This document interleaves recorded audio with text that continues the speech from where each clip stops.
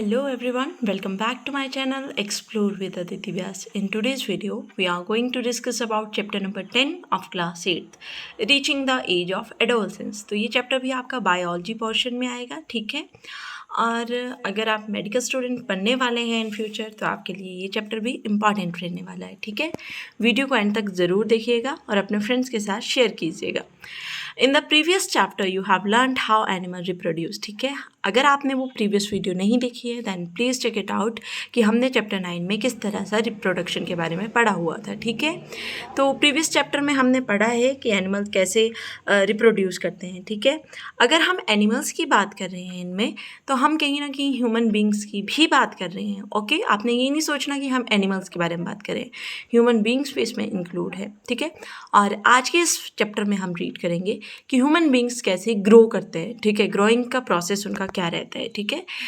In this chapter you will learn about changes that take place in the human body after which a person become capable of reproduction. Reproduction की हमने बात की थी कि वो continuation के लिए ज़रूरी होता है, बट ठीक है किस एज में रिप्रोडक्शन हम करने के लिए कैपेबल हो जाएंगे उस एज की हम बात करने जा रहे हैं, ठीक है। तो एडोलसेंस एंड पुबर्टी, ठीक है। एडोलसेंस यानी कि जो हमारी टीन एज भी हम बेसिकली बोलते हैं, बट इन साइंस की लैंग्वेज में हम इसको एडोलसेंस पे बोलेंगे, ठीक है। कि क्या होता है कि कुछ चेंजेस हमारी बॉडी में आना शुरू हो जाते हैं, ठीक है। और कई बार क्या होता है कि कुछ लोग बहुत फ़नी दिखने लगते हैं क्योंकि वो ग्रो होने लग पड़ते हैं, ठीक है। बट जैसे जैसे ग्रोथ कंप्लीट होती है वो काफ़ी अच्छे हो जाते हैं, ठीक है। बट एडोलसेंस क्या होता है, ऑलमोस्ट आप 12 to 18 लेके चलिए, ठीक है। इस तक हमारी जो एज होती है दैट इज़ एडोलसेंस, ठीक है। कि growing up is the natural process the period of life when the body undergoes changes, ठीक है। कि जब बॉडी हमारी जो है वो चेंजेस होते हैं, ठीक है, लीडिंग टू रिप्रोडक्टिव मैच्योरिटी, कि हमारे जो रिप्रोडक्टिव ऑर्गन है वो मैच्योर होना स्टार्ट हो जाते हैं, ठीक है। तो जैसे मेल का जो रिप्रोडक्टिव ऑर्गन होगा वो स्पर्म प्रोड्यूस करना स्टार्ट कर देगा, फीमेल्स में पीरियड्स वगैरह आने स्टार्ट हो जाएंगे। तो वो जो रिप्रोडक्टिव मैच्योरिटी आएगी, ठीक है, नेचुरल प्रोसेस ये होगा, बॉडी अंडरगो कर रही है चेंज में, that this age is known as adolescence, ठीक है। And adolescence begins around the age of 11 and last up to 18 to 19 of the age, ठीक है। उसके बाद हम एडल्ट बन जाएंगे, ठीक है। और इसी पीरियड को हम बोलेंगे टीन्स, ठीक है। इसमें बहुत सारे चेंजेस आते हैं, ठीक है। और इस चेंजेस को जो हमने ऑनसेट मार्क किया है दैट इज़ प्यूबर्टी, ठीक है। कि ऐसे चेंजेस जो उस 11 साल की उम्र से पहले हमारी बॉडी में नहीं हुए थे, ठीक है। तो उन चेंजेस को हम इस चैप्टर में डिस्कस करना स्टार्ट करेंगे। The first one is changes at puberty, increase in height. कि कुछ लोग थोड़े छोटे होते हैं, कुछ लोग जो हैं वो पहले से ही लंबे होते हैं, बट जैसे ही हम 11-12 साल के होते हैं एकदम से हमारी हाइट जो है बहुत ज़्यादा इंक्रीज हो जाती है, ठीक है। और girls faster than boys, but by about 18 years of age both reach their maximum height.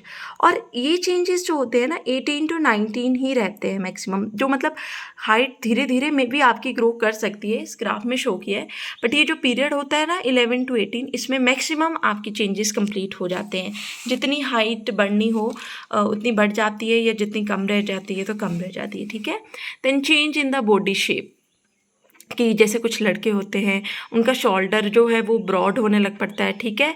और इस तरह से क्या होता है कि चेंज आ जाते हैं बॉडी शेप में। अब लड़कियां हैं उनकी वेस्ट यानी कि कमर, ठीक है, तो कमर थोड़ी सी वाइडर होने स्टार्ट हो जाती है, ठीक है। मतलब हमारी बॉडी में बहुत सारे चेंज आएंगे। Third one is voice change, ठीक है। लड़कों में क्या होता है, वॉइस बॉक्स जो है वो वर्क करना स्टार्ट कर देता है, ठीक है।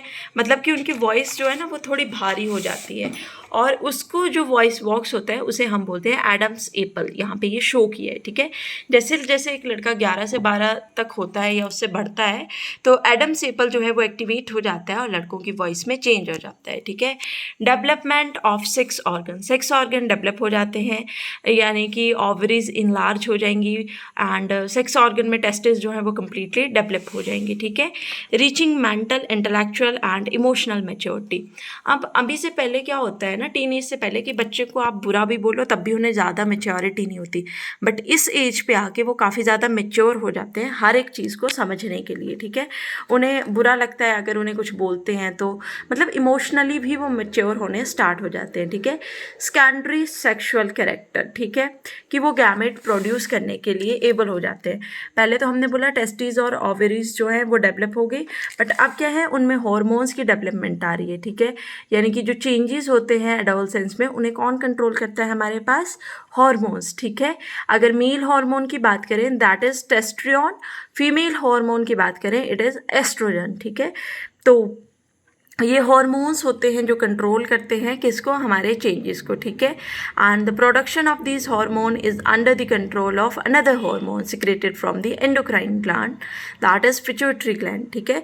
अब इन हॉर्मोन्स को भी कौन से हार्मोन, टेस्ट्रियन और एस्ट्रोजन, ठीक है, इनको भी अदर हार्मोन्स जो है वो कंट्रोल करते हैं, ठीक है।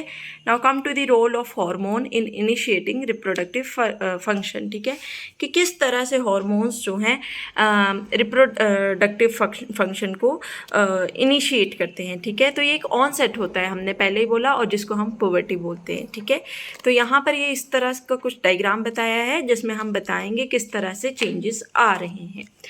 Now reproductive phase in the life of human, ठीक है, कि किस तरह से रिप्रोडक्टिव का फेस रहता है उनमें, कि अगर फीमेल्स की बात करें तो रिप्रोडक्टिव फेस जो है वो बिगिन हो जाता है प्यूबर्टी पे और जनरली लास्ट रहता है 45 to 50 ईयर्स, ठीक है। कि उसके बाद जो हमारी ओवा है वो एग्स को मैच्योर नहीं करती है, ठीक है।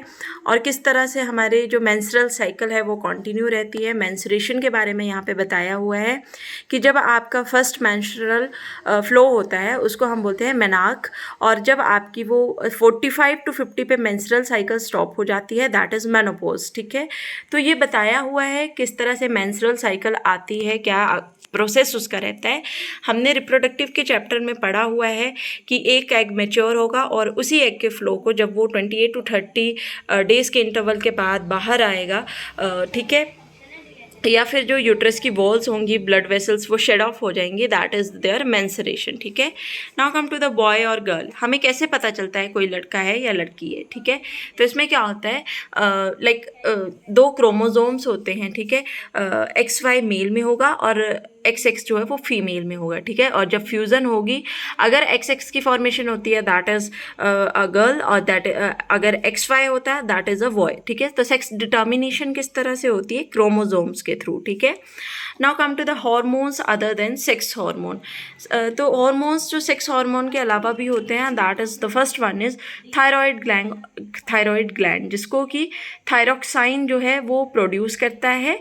और अगर ये हार्मोन प्रॉपर्ली डेवलप ना हो उस ग्लैंड के थ्रू तो क्या होता है, हमें गॉइटर जैसी डिजीज़ का सामना करना पड़ता है, ठीक है। गॉइटर इससे मतलब गॉइटर डिजीज़ होती है। देन एड्रेनलिन, इससे क्या होता है, लाइक इंसुलिन की अगर बात करें तो पता ही होगा आपको, इंसुलिन के इंजेक्शन देते हैं, डायबिटीज़ के इससे पेशेंट आते हैं सामने, ठीक है।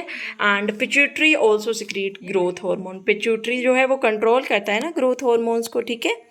Role of hormone in completing the life history and insect of frog, ठीक है। तो फ्रॉग वगैरह में हमने मेटामॉर्फोसिस पढ़ा था, उनकी किस तरह से हिस्ट्री रहती है, किस तरह से लाइफ साइकिल होती है, ये सब कुछ हम पढ़ चुके हैं, ठीक है। अगर आपने वो चैप्टर नंबर 8 की वीडियो नहीं देखी है तो प्लीज़ उसको चेक करिए, आपको पता लग जाएगा। Now nutritional needs of adolescence, कि हम एडोलसेंस में जब एंटर करते हैं ना तो हमें क्या चाहिए, मीट, वेजिटेबल, फ्रूट, एग्स वगैरह, जिससे हमें फूड के प्रॉपर कंपोनेंट्स मिल सकें, ठीक है। फूड के कंपोनेंट्स क्या होते हैं, यस, कार्बोहाइड्रेट्स, प्रोटीन, मिनरल्स वगैरह, ठीक है। और जब हम जंक फूड खाते हैं तो वो चीज़ें हमें नहीं मिलती हैं प्रॉपर, ठीक है। नाउ अगर हम इन चीज़ों को खाएंगे तो हमें प्रॉपर मील के थ्रू न्यूट्रिशन वैल्यू अगर इंक्रीज होगी तो हमारी डेवलपमेंट भी कंप्लीट होगी। देन पर्सनल हाइजीन, हमें डेली नहाना चाहिए, साफ़ सफाई रखनी चाहिए हर एक चीज़ की, ताकि हमें बैक्टीरियल इन्फेक्शन ना हो। एक्सरसाइज करके आप अपनी बॉडी को बिल्कुल प्रॉपर कंट्रोल्स में रख सकते हैं, ठीक है। और अगर से नो टू ड्रग्स, कि ड्रग्स नहीं लेने हैं, किसी तरह की किसी एडिक्शन में नहीं जाना है, ठीक है। तो ये आपका चैप्टर नंबर जो 10 था वो भी यहाँ पे कंप्लीट होता है। कीवर्ड्स आप डिस्कस कर सकते हैं अपने फ्रेंड्स के साथ। Thank you for watching.